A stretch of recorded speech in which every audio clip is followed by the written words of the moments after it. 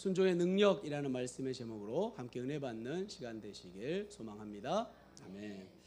1863년 영국의 한 선교사가 중국 선교의 비전을 품고 아내와 함께 중국에 입국했습니다. 하지만 중국에서 보내는 첫 선교의 편지는 눈물로 쓸 수밖에 없었죠. 1864년 4월 5일의 편지가 이렇게 쓰여 있습니다. 제가 영국을 떠나 여기에서 처음 쓰는 편지가 이런 슬픈 소식이 될 줄은 몰랐습니다. 제 사랑하는 아내 캐롤라인이 지난달 3월 24일 세상을 떠났습니다. 그로 인해 저는 완전 힘을 잃고 말았습니다. 그리고 그해 12월 선교사 직분을 내려놓게 되지요. 누구와도 비교할 수 없는 슬픔과 연단의 시간을 보낼 때 하나님께서는 박해를 피해 중국으로 건너왔던 조선인 김자평과 그 일행들과의 만남을 예비해 두셨습니다. 이 만남을 통해 다시 비전을 새롭게 세운 선교사는 조선을 향한 뜨거운 열정을 갖고 조선어 공부로 조선 선교를 준비하게 되죠. 그리고 1866년 제너럴 셔먼호의 통역관으로 여러 권의 성경책을 가지고 승선의 조선을 향합니다.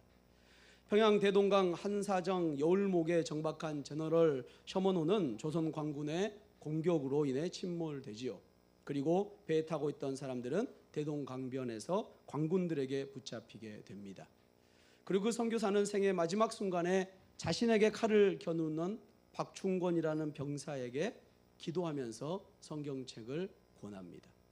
150여 년 전 예수 그리스도의 십자가를 모르며 살았던 우리 민족을 위해 자신의 삶을 드린 조선의 첫 번째 순교자가 된 토마스 선교사의 이야기입니다. 우리는 모두 토마스 선교사가 전한 복음의 수혜자입니다. 하지만 토마스 선교사 일대기를 보면 참 아이러니함을 보게 됩니다. 주님의 부르심으로 순종하며 먼 타국에 영국에서 중국까지 그렇게 사랑하는 아내와 도착했지만 도착하자마자 사랑하는 아내가 죽게 되고 또다시 일어나 조선으로 갔는데 조선 땅에 발을 닿자마자 순교하고 만 것이죠. 아니 주님의 명령에 순종해서 나선 길이 아닙니까? 순종했으니 평탄한 길이 열려야 되는 것 아니겠습니까? 일사천리로 모든 길이 열리고 복음의 열매가 풍성히 열려야 되는데 더욱 건강해지고 자녀도 많이 낳고 복이 있어야 하는 것 아니겠습니까? 그러나 그의 삶은 어땠습니까? 보통 선교지를 가면 짧게는 6년에서 길게는 당시에 19년까지 열매가 없는 경우도 있었다고 합니다. 토마스 선교사는 열매는커녕 순교하며 선교지에 간 지 3년 만에 그렇게 하늘의 별이 되었습니다. 도대체 순종했는데 왜 이런 일이 일어난 것일까요? 우리는 지난 시간 천사가 전해준 하나님의 말씀을 믿고 믿지 못한 한 가정을 살펴보았습니다. 사가랴 제사장과 아내 엘리세벳의 가정이었죠. 성경은 이들 부부를 하나님 앞에 의인이라고 기록하고 있습니다. 24반차 중 8번째 반열에 속한 사가랴의 제사장은 당시 2만 명이 넘는 제사장들 중에서 400대 1의 경쟁률을 뚫고 제비에 뽑혀 성전에서 분향하게 되었습니다. 당시에는 평생 성전에 분향할 기회를 갖지 못하고 죽음을 맞이하는 제사장들도 많았기에 사가랴에게는 큰 기쁨이었죠. 게다가 성전에서 분향을 하는 사이에 사가랴는 천사를 만나는 은혜도 누립니다. 무엇보다 이 천사는 다니엘에게 나타난 지 500년 만에 나타나는 천사였죠. 그리고 천사는 사가랴에게 무서워하지 말라고 하며 아내 엘리사벳이 아들 세례 요한을 낳을 것을 예언합니다. 하지만 사가랴는 자신들이 나이가 많고 늙었다는 이유로 생물학적으로 아이를 가질 수 없다는 이유로 믿지 못했습니다. 가브리엘 천사는 믿음 없는 사가랴의 입을 막아 말 못하는 표적을 보였죠. 일주일의 직무를 마치고 집으로 돌아간 사가랴는 아내에게 이 모든 사실을 글로 적어서 가르쳐 줬겠죠. 그리고 엘리사벳이 임신을 하게 되며 하나님의 뜻이 이루어짐을 보게 됩니다. 이제 사가랴의 가정과 다른 한 가정, 마리아의 가정에 천사가 등장합니다. 마리아는 천사가 전하는 소식에 어떻게 반응할까요? 특별히 마리아의 반응은 신앙인으로서 어떻게 행해야 하는지를 잘 보여줍니다. 이를 통해 우리의 신앙을 점검하는 시간 되시길 주님의 이름으로 축원합니다. 26절 말씀 다 같이 함께 봉독합니다. 여섯째 달에 천사 가브리엘이 하나님의 보내심을 받아 갈릴리 나사렛이란 동네에 가서, 아멘. 가브리엘 천사가 사가랴에게 나타나 엘리사벳이 임신한 지 6개월 만에 다시 나타납니다. 천사가 나타난 이유는 딱 한 가지였죠. 하나님의 메시지, 하나님의 뜻을 전하기 위함입니다. 천사는 단독적으로 행동하는 존재가 아닙니다. 오로지 하나님의 명령에만 순종하는 하나님의 심부름꾼이죠. 이 천사가 갈릴리 나사렛에 등장했습니다. 사가랴가 천사를 만난 곳이 예루살렘이라는 큰 도시였다면 그와 대조적으로 갈릴리 나사렛은 아주 작은 시골 동네였습니다. 지금까지 구약 성경에 단 한 번도 등장하지 않은, 그 누구도 주목하지 않는 아주 작은 마을이었죠. 이런 곳에 천사가 놀라운 소식을 가지고 온 것이죠. 그곳에는 한 여인이 살고 있었습니다. 27절 말씀 함께 합니다. 다윗의 자손 요셉이라 하는 사람과 약혼한 처녀에게 이르니 그 처녀의 이름은 마리아라. 아멘. 나사렛 시골 마을에 마리아라는 처녀가 살고 있었죠. 그런데 그녀는 이미 요셉과 약혼한 사이였습니다. 요셉은 다윗의 자손 유다 지파였죠. 당시 약혼은 오늘날 결혼과 같은 효력을 지니고 있었습니다. 약혼 기간은 보통 1년 정도 되는데요. 이 기간 함께 살지는 않지만 주위에서는 결혼한 처녀로 여겼습니다. 특히 이 약혼은 가족 간의 합의로 이루어졌고 이혼이나 사망 외에는 약혼을 깰 수가 없었습니다. 무엇보다 당시 약혼하는 여성의 나이가 10대 중반, 13살에서 16, 17살 정도에 이루어졌다고 합니다. 13살이면 몇 학년이죠? 초등학교 6학년. 16살이면 중학교 3학년, 그 나이에 약혼을 하게 되는 거죠. 지금 예아가 몇 살이죠? 네, 중학교. 예아 나이면 그 노처녀가 되는 거예요. 정말 어린 나이에 약혼을 하게 되는 거죠. 마리아는 어린 소녀였습니다. 나사렛 시골 소녀 마리아는 천사로부터 놀라운 소식을 듣게 되죠. 28절 함께 합니다.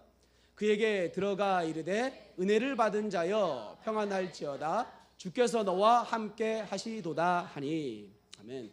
천사는 평안을 빌며 마리아에게 나타납니다. 그리고 마리아를 은혜 받은 자라고 부르죠. 이 표현은 앞으로 은혜 받을 자가 아닌 이미 은혜를 받고 있는 자라는 표현입니다. 그 은혜가 무엇인지 아직 얘기하고 있지는 않지만 주께서 함께 하심으로 은혜를 받은 것입니다. 하나님께서는 은혜를 베푸시는 분이십니다. 특별히 그 은혜는 하나님께서 함께 하실 때에 이루어질 줄로 믿습니다. 하나님께서는 함께 하심으로 하나님의 자녀를 보호하십니다. 뿐만 아니라 앞날을 인도하시는 줄로 믿습니다. 여러분, 하나님께서는 은혜를 베푸시는 분이십니다. 은혜가 무엇입니까? 받을 만한 자격 없는 자가 누리는 그게 은혜 아니겠습니까? 저와 여러분은 구원받을 만한 자격이 전혀 없는 구제불능한 죄인들이었습니다. 그런 우리를 십자가의 사랑으로 구원의 은혜를 주셨습니다. 무엇보다 그 은혜는 단 한 번으로 끝나지 않지요. 우리를 구원해 주시고 사생아로 버려두지 않으셨습니다. 끝까지 우리의 인생을 책임져 주십니다. 그래서 더 큰 은혜인 줄로 믿습니다. 갑작스런 천사의 등장에 마리아가 놀랐습니다. 29절입니다. 처녀가 그 말을 듣고 놀라 이런 인사가 어찌함인가 생각하매. 시골 소녀 마리아는 천사의 인사말에 놀랐죠. 무엇보다 본문은 마리아를 처녀라는 칭호로 계속 부르고 있습니다. 처녀는 남자를 알지 못하는, 다시 말하면 남자와 잠자리를 한 번도 갖지 않는 여자를 말하지요. 마리아는 요셉과 약혼한 자로서 그 정조를 굳건하게 지키고 있는 성숙한 소녀였습니다. 천사의 등장에 놀라고 있는 마리아에게 천사가 놀라운 소식을 또 한 가지 전해주죠. 30절 31절입니다. 함께합니다. 천사가 이르되 마리아야 무서워하지 말라. 내가 하나님께 은혜를 입었느니라. 보라, 내가 잉태하여 아들을 낳으리니 그 이름을 예수라 하라. 아멘. 천사는 무서워하지 말라며 마리아를 위로합니다. 특히 하나님의 은혜를 입은 자임을 또 한 번 강조하죠. 그 은혜는 마리아가 임신을 해서 아들을 낳을 것이라는 소식입니다. 그 은혜는 복된 소식이죠. 우리가 늘 이야기하는, 노래 부르고 기쁨으로 얘기하는 바로 복음이지요. 이 수태고지는 이미 사가랴에게 있었던 사건과 동일합니다. 태어날 아이의 이름까지 알려주지요. 하지만 그 성격은 너무나 다릅니다. 천사는 태어날 아이의 이름을 예수라고 지어줍니다. 그리고 태어날 아기 예수가 어떤 분이신지 설명해 줍니다. 32절 33절 함께합니다. 그가 큰 자가 되고 지극히 높으신 이의 아들이라 일컬어질 것이요 주 하나님께서 그 조상 다윗의 왕위를 그에게 주시리니 영원히 야곱의 집을 왕으로 다스릴 것이며 그 나라가 무궁하리라. 아멘. 태어나실 예수님은 먼저 큰 자가 될 것입니다. 사가랴의 아들 세례 요한은 주 앞에서 주의 길을 예비하는 큰 자가 될 것이라 예언했죠. 예수님께서는 주님으로서 하나님의 위대한 십자가의 계획을 완성하실 더 큰 자가 되시는 줄로 믿습니다. 지극히 높으신 이의 하나님의 뜻을 지극히 높으신 이는 하나님의 뜻을 말하는 말입니다. 그러기에 태어나실 예수님은 하나님의 아들이지요. 무엇보다 하나님께서 예수님에게 다윗 왕위와 온 세상을 다스릴 권세를 주셨습니다. 한마디로 예수님은 하나님의 아들로서 구약에서 예언하신 메시아이다라고 천사가 밝히고 있는 것입니다. 이 얼마나 놀라운 일이 아닙니까? 천사가 두 가지의 소식을 전했죠. 첫째는 아들을 낳을 것이다. 둘째는 그 아이가 하나님의 아들이면서 메시아가 될 것이다. 마리아의 이 소식을 듣고 마리아는 어떤 생각이 들었을까요? 만약 여러분이 지금 이 성경의 마리아라면 여러분은 어떻게 반응하시겠습니까? 첫 번째, 아들을 낳을 것이다. 두 번째, 그 아들이 메시아가 될 것이다. 이 두 가지 중에서 무엇이 더 믿기 어려우십니까? 두 번째가 더 믿기 어려우신가요? 첫 번째가 더 믿기 어렵지 않습니까? 처녀가 어떻게 아이를 낳을 수 있겠습니까? 두 번째는 아이를 낳는데 하나님께 메시아 쓸 수도 있겠죠. 1%의 확률이 다 있지만 첫 번째는 확률이 없잖아요. 처녀인데 어떻게 아이를 낳을 수 있겠습니까? 아이를 낳았는데 메시아가 될 확률은 정말 1%일 수 있지만 아이를 낳을 확률은 제로인 거죠. 당시 마리아도 천사의 이 말을 듣고 조금 황당했을 거예요. 성경이 마리아를 소개할 때 처녀라고 거듭 강조하고 있습니다. 마리아 입장에서 갑자기 나타난 천사만 생각해도 너무나 두렵고 이해가 되지 않는 상황입니다. 게다가 그 천사 한마디는 천사가 자신이 아들을 낳을 것이라고 얘기하는 거죠. 그런 말을 하는 천사에게 뭐라고 할 수 있을까요?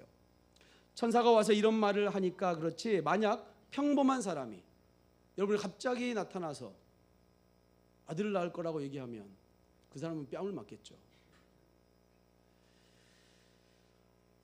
그리고 정식 결혼도 하지 않았는데 임신하게 되면 어떤 일이 당시에 벌어지는지 아십니까? 그것도 약혼한 남자의 아이가 아니라면 여러분이 상상한 그대로입니다.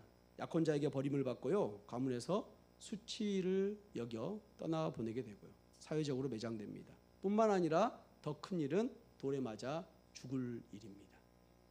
간음을 했으니까요. 이렇게 얘기합니다. 34절입니다. 마리아가 천사에게 말하되 나는 남자를 알지 못하니 어찌 이 일이 있으리까. 마리아는 자신이 남자와 잠자리도 한 번도 한 적 없는데 어떻게 아이를 낳을 수 있는지 다시 천사에게 되묻습니다. 그런데 이 질문은 절대 부정적인 뉘앙스의 질문이 아닙니다. 이 물음은 사가랴가 천사에게 말한 질문과 다릅니다. 18절에서 사가랴는 자신과 아내가 늙었기에 어떻게 이 일이 있을 수 있습니까? 라고 부정적으로 반문했습니다. 그런데 마리아는 어떻게 이 일이 일어날 것인지 묻는데 우리말 성경으로 한번 보겠습니다. 34절입니다. 마리아가 천사에게 물었습니다. 처녀인 제게 어떻게 이런 일이 있겠습니까? 어떻게 이런 일이 일어날 수 있는지를 묻는 것이죠. 마리아의 질문은 나에게 일어날 예언이 일어날 수 없는 일이지만 어떻게 가능한지를 천사에게 다시 묻는 것입니다. 천사가 불가능이 아님을 말하지요. 35절 우리 함께 합니다. 천사가 대답하여 이르되 성령이 내게 임하시고 지극히 높으신 이의 능력이 너를 덮으시리니 이러므로 나실 바 거룩한 이는 하나님의 아들이라 일컬어지리라. 아멘. 천사의 대답은 성령으로 가능하다라고 이야기합니다. 여러분, 처녀가 아기를 낳는다니 이게 가능한 일이겠습니까? 어떻게 이런 말도 안 되는 일이 생길 수 있을까요? 있을 수 없는 일이지요. 그래서 세상 많은 사람들은 이것을 꾸며낸 이야기라고 생각합니다. 그 어떤 사람도 경험해 보지 못한 일이기에 이건 말이 안 돼라고 얘기하죠. 옛날부터 내려온 전래동화처럼 생각하는 거죠. 상식에 맞지 않는 이야기니 사람들에게 의심으로 다가오는 것은 너무나 당연할 것입니다. 때로는 그런 상황들이 우리의 믿음을 흔들기도 합니다. 우리가 만나는 여러 가지 일들, 사람들에게 듣는 이야기들이 그렇죠. 그건 믿음이 아니라 맹신이야. 그럼 어떻게 그런 말을 믿어? 우리는 살면서 자주 우리가 가진 믿음과 부딪히는 일들을 경험하게 됩니다. 그런데 이때 우리가 기억할 것은 하나님이 어떤 분이신가 하는 겁니다. 성경의 가장 첫 번째 된 진리는 창세기 1장 1절에 나와 있죠. 우리 함께 봉독합니다. 태초에 하나님이 천지를 창조하시니라. 아멘. 우리의 신앙은 하나님께서 천지를 창조하셨다는 이 진리 위에 세워지는 것이죠. 그래서 천사도 지극히 높으신 하나님의 능력으로 처녀도 잉태할 수 있다라고 설명하고 있는 것입니다. 그런데 왜 꼭 이 방법이어야 했을까요? 그냥 하늘에서 구름 타고 예수님 내려오시면 되는 거 아닐까요? 그냥 뿅 하고 30살의 청년으로 갑자기 나타나면 되는 것 아닐까요? 어쩌면 이런 등장이 더 믿을만 하지 않을까 싶습니다.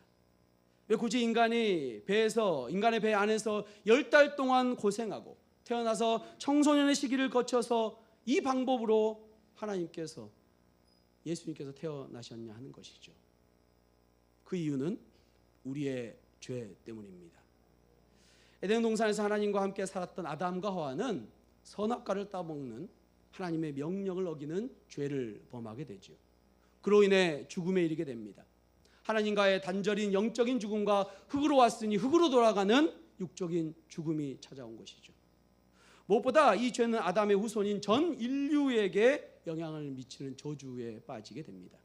그런데 끊어졌던 하나님과의 관계를 회복하기 위해서는 오직 한 가지, 우리의 죄 문제를 해결해야 됩니다. 그리고 죄를 해결하는 방법은 죽음밖에 없음을 성경은 말씀하고 있습니다.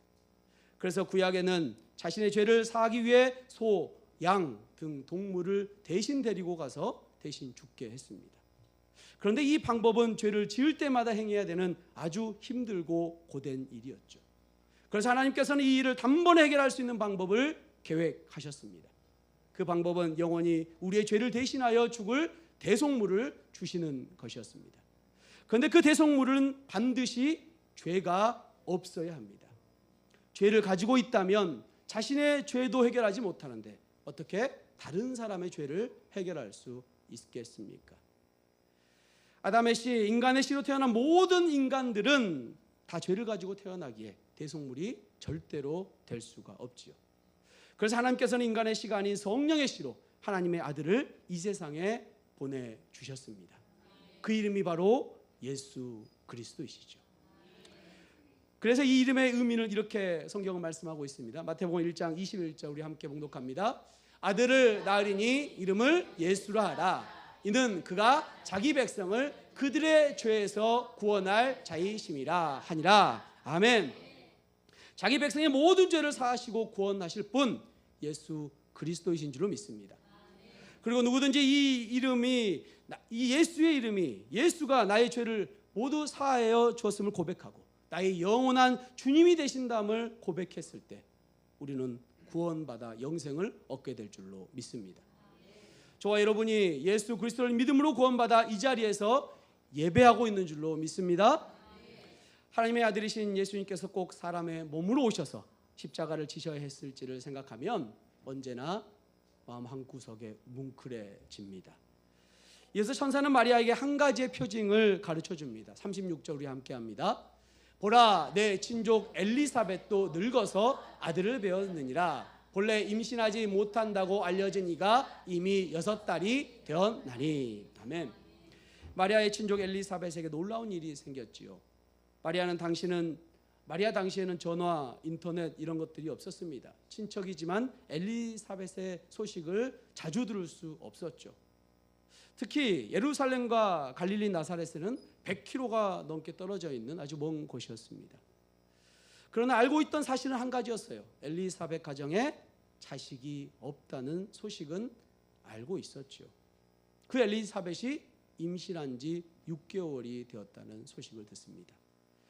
다음 시간에 나누겠지만 마리아는 엘리사벳을 찾아가 함께 기쁨을 나누겠죠. 37절 우리 함께 합니다. 대저 하나님의 모든 말씀은 능하지 못하심이 없느니라. 아멘. 하나님께는 불가능이 없으십니다. 하나님은 전지전능하십니다. 그 말씀에 능력이 있는 줄로 믿습니다. 말씀만으로 모든 만물을 창조하셨기 때문이죠. 하나님의 말씀하신 모든 것이 그대로 됩니다. 처녀가 임신하는 것 이상의 것이 되는 것이죠. 하지만 하나님이 말씀하시면 모든 것이 가능해집니다. 처녀가 임신을 하면 이상하지만 하나님이 처녀가 임신할 수 있다고 말씀하시면 이상하지 않습니다. 하나님이 창조주시고 주권자이시기 때문입니다. 우리는 그분의 피조물이고 그분의 소유입니다. 그러면 하나님의 말씀에 대한 우리의 반응이 어떠해야 될까요? 하나님 말씀하시면 우리는 어떻게 해야 될까요? 마리아는 이렇게 고백합니다. 다 같이 한번 봉독합니다. 38절이요. 마리아가 이르되 주의 여종이오니 말씀대로 내게 이루어지이다 하매 천사가 떠나가니라. 할렐루야. 마리아는 순수한 신앙인이었습니다. 그리고 고백하는 것이죠. 주의 여종이오니 말씀대로 되게 하옵소서. 아멘.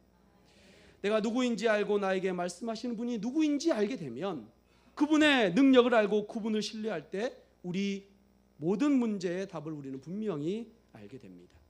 비록 내가 원하는 답은 아닐 수 있지만 그 답은 확실하지요. 순종입니다. 하나님의 행하신 기적을 내가 경험할 수 있도록 하는 것은 그분의 말씀을 신뢰함으로 따르는 순종입니다. 나의 생각, 나의 욕심, 나의 상식과 나의 고집을 내려놓고 겸손히 순종할 때 우리는 하나님이 나를 통해서 하시는 기적들을 경험하게 될 것입니다. 마리아의 순종으로부터 하나님의 놀라운 역사가 시작되게 된 것처럼요. 할렐루야. 그런데 마리아의 이 순종을 선택한 이후 마리아는 어떤 삶을 살았을까요? 마리아에게 어떤 삶이 찾아왔을까요? 하나님께서 약속하셨으니 모든 일이 평탄한 일이 이루어졌을까요? 사람들이 아직 결혼하지 않은 마리아의 배를 보고 뭐라고 한마디씩 하지 않았을까요? 그때마다 마리아와 요셉은 뭐라고 말을 했을까요? 아마도 마리아와 요셉을 손가락질을 받았을 것입니다. 약혼의 기간을 기다리지 못한 자, 결혼 전에 부정한 일을 저지른 자라는 꼬리표가 죽을 때까지 따라다녔을 것입니다. 마리아와 요셉은 인생의 전환점인 결혼과 함께 부부로서의 누리하는 즐거움이 아닌 비난의 손가락질을 받으며 시작하게 된 것이죠. 하나님이 말씀하셨다고 나는 그 말씀에 순종합니다. 그렇게 순종했을 때 많은 경우에 순종한 다음에 실제로 내가 감당하기 어려운 어려움이 다가옵니다. 성경에 나오는 여러 가지 기적들처럼 믿음에 순종했을 때 놀라운 일들이 벌어지는 병이 낫고 귀신이 떠나가고 요단강이 갈라지고 여리고성이 무너지고 사자굴에서 살아나오는 일들이 그런 기적들이 내 삶에 현실적으로 즉각적으로 나타나지 않는다는 사실이죠. 순종할 때 이런 일들이 즉각적으로 나타나면 얼마나 좋겠습니까? 그러면 순종하지 말라고 해도 순종하겠지요. 누가 순종하지 않겠습니까? 그러나 실제로는 아닐 때, 그 아닐 때가 더 많은 그 때문에 우리는 순종을 더 해야 합니다. 기적적인 일이 벌어지지 않을 거라고 생각하기에 순종을 미뤄서는 안 됩니다.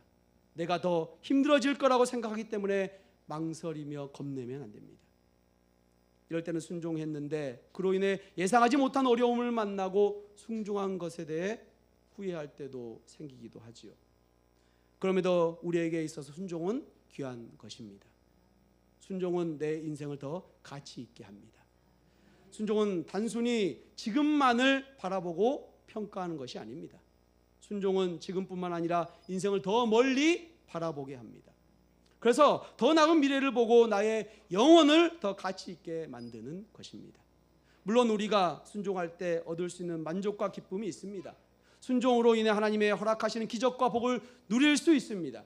하지만 때로 내 예상과 다른 결과를 얻는다 하더라도 분명한 것은 하나님이 나의 순종을 통해서 하나님이 원하시는 기적을 이루시며 하나님이 기뻐하시는 하나님의 뜻, 하나님이 계획이 이루어질 것이라는 사실입니다. 서두에도 말씀드렸던 토마스 선교사는 어떻습니까? 그의 짧은 3년의 선교 활동 가운데 아내와 자신의 죽음을 순교할 수밖에 없었습니다. 아무것도 이루은 것이 없었지만 죽음 앞에 자신의 칼을 든 관원 박충권에게 전한 성경 이 한 권의 놀라운 역사가 이루어지죠. 박충권은 훗날 성경을 읽게 되고 그리스도의 증인으로 살게 됩니다. 그리고 이 조선 땅을, 대한민국을 그리스도의 물결로 만들게 되지요. 또한 오늘 우리에게까지 복음이 전달된 줄로 믿습니다. 사랑하는 성도 여러분, 믿음의 다른 말은 순종이라는 사실 아십니까? 하나님을 믿는다면 하나님 말씀에 순종하는 것입니다. 사가랴는 의인이었지만 순간 믿음으로 반응하지 못했습니다. 의심했지요. 아무리 의인이라고 해도 매 순간 예수님을 붙들지 않으면 순간 넘어지는 것이죠. 그러나 마리아는 하나님을 믿는 믿음이 있었습니다. 그리고 믿음의 질문을 한 것이죠. 무엇보다 마리아는 하나님 앞에 자신의 신분을 알았습니다. 자신이 종이라는 사실을 알았지요. 그리고 종이 어떤 삶을 살아야 하는지 알았습니다. 수요예배 때 제가 잠깐 간증을 드렸었죠. 제가 개척했을 때의 간증을 드렸습니다. 개척을 여수에서 하게 됐죠. 하지만 저의 계획은 광주에서 하는 것이었어요. 제 계획과 너무나 다른 이 이끄심에 마음 한편이 너무 부끄러웠고 너무 받아들여지지 않았습니다. 그때 그 교회에서 일을 하다가 머리에 뭔가가 떨어져서 머리 7바늘을 꾸매게 됐어요. 한 3, 4일 지나서였던 것 같아요. 그리고 그날 저녁에 기도를 했습니다. 기도했을 때 주님께서 이런 마음을 주셨어요. 네가 종이 아니냐. 내가 하나님의 종이 되겠다고 그렇게 서원하면서 신학을 하고 주님의 목회자로 살아가겠다고 했는데 정작 주님이 종으로의 삶을 살고 있지 않았습니다. 종은 주님이 명령하면 순종하는 거죠. 아니오라는 말을 할 수 없는 겁니다. 종은 무조건 네라고 따라가야 되는 것이죠. 그날 이후 저는 주님께 순종하며 기쁨으로 지금까지 목회를 해오고 있습니다.